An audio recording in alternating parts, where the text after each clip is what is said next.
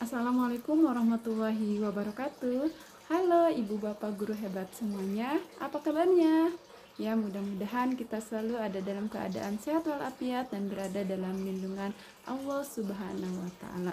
Senang sekali pada kesempatan kali ini saya bisa berbagi kembali dalam video pemecahan masalah pembelajaran siswa yang saya alami di kelas. Dan sebelum saya melanjutkan, perkenalkan, nama saya adalah Nafsa Harunisa. Saya adalah salah satu ASN yang ditugaskan di SMA Negeri 1 Kabandungan, Kecamatan Kabandungan, Kabupaten Sukabumi. Saya mengajar di kelas 12 dan di kelas 10 dengan mata pelajaran adalah bahasa Inggris. Baiklah ibu bapak sekalian, untuk video pemecahan kali ini saya mengambil judul yakni penggunaan konsentrator untuk memusatkan konsentrasi siswa dalam mengikuti kegiatan pembelajaran. Nah ibu bapak sekalian, judul ini tentu saja dilatar belakangi oleh yang pertama, pentingnya konsentrasi siswa. Ibu bapak sekalian tahu bahwa konsentrasi belajar itu adalah pemusatan perhatian dalam proses perubahan tingkah laku yang dinyatakan dalam bentuk penguasaan, penggunaan, dan penilaian terhadap atau mengenai sikap dan nilai-nilai pengetahuan dan kecakapan dasar yang terdapat dalam berbagai bidang studi.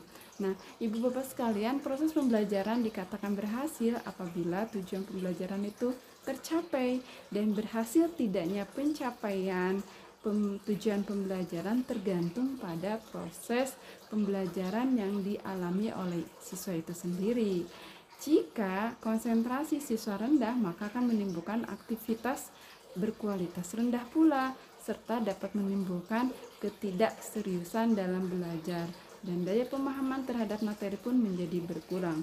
Jika pemahaman terhadap suatu materi itu berkurang, maka otomatis tujuan pembelajaran itu sendiri akan kurang tercapai. Sehingga ibu bapak sekalian, jadi sudah jelas sekali bahwasanya konsentrasi siswa pada saat pembelajaran itu sangat penting, dan konsentrasi di sini adalah pemusatan perhatian dalam proses perubahan, pemusatan perhatian pada saat siswa melaksanakan kegiatan pembelajaran.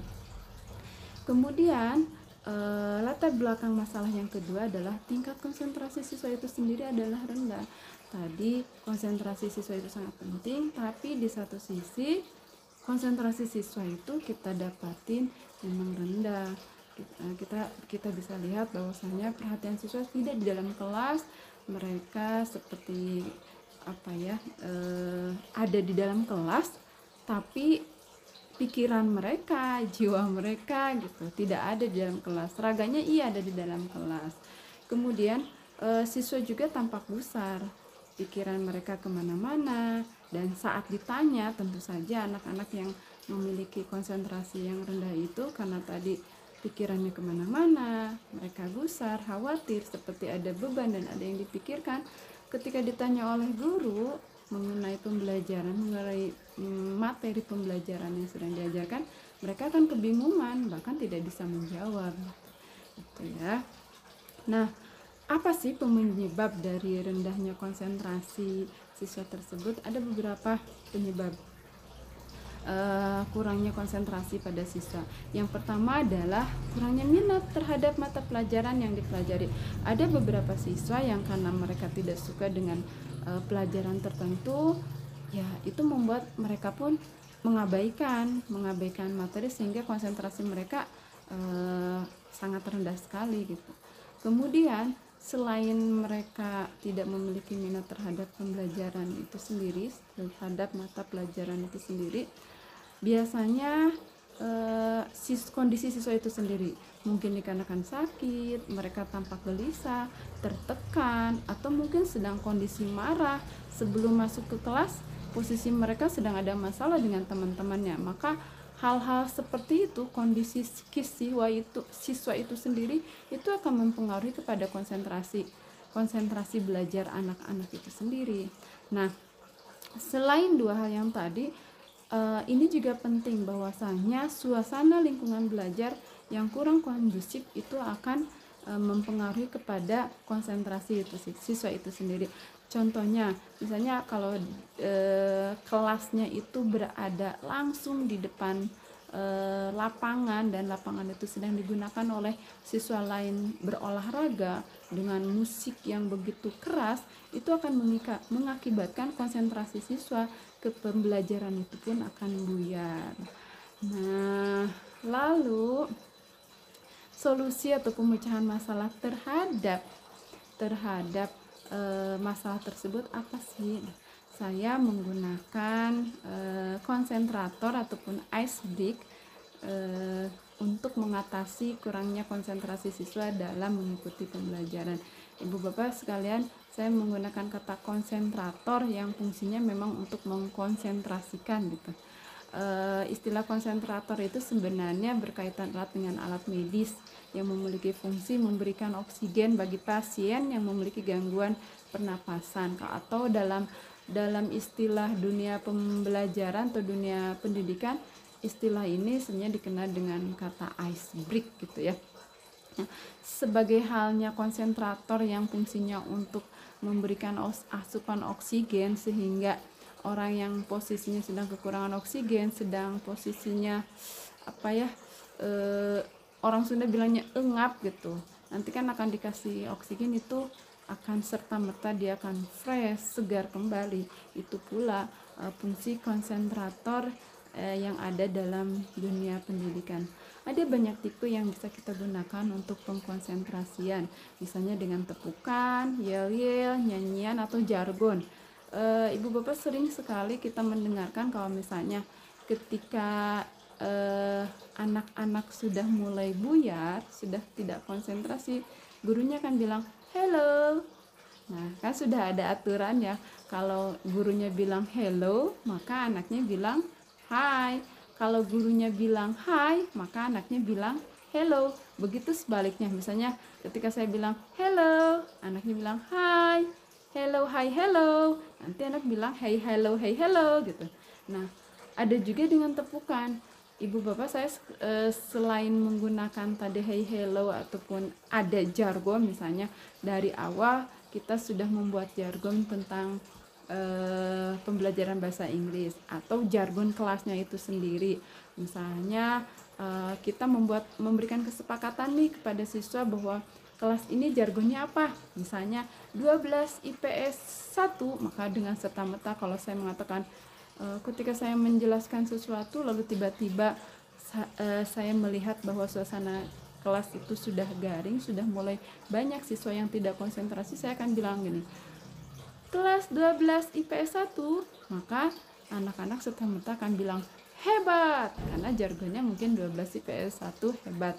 Nah, saya punya konsentrator tersendiri ketika melihat anak-anak sudah mulai tidak konsentrasi.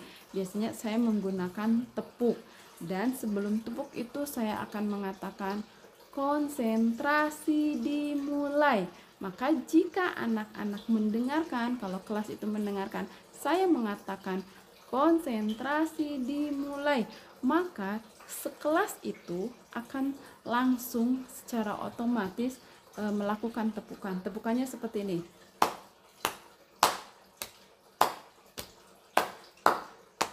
Nah, itu sudah diketahui, sudah dipahami dan dipelajari sebelumnya, disepakati sebelumnya. Kalimat konsentrasi itu, jika saya mengatakan konsentrasi dimulai, maka dengan serta-merta kelas akan melakukan tepukan seperti itu, dan otomatis jika anak-anak yang konsentrasi itu kan mereka akan langsung tepuk. Tapi jika anak-anak yang kurang konsentrasi, dia akan langsung tuk gitu ya, akan langsung mulai konsentrasi, dan dia juga akan serta-merta ngikut tepukan yang sedang dilakukan oleh teman-temannya. Jadi dengan demikian anak-anak konsentrasinya akan terpusat kembali. Saya akan memulai lagi pembelajaran, dan jika konsentrasi anak buyar, saya katakan lagi konsentrasi dimulai.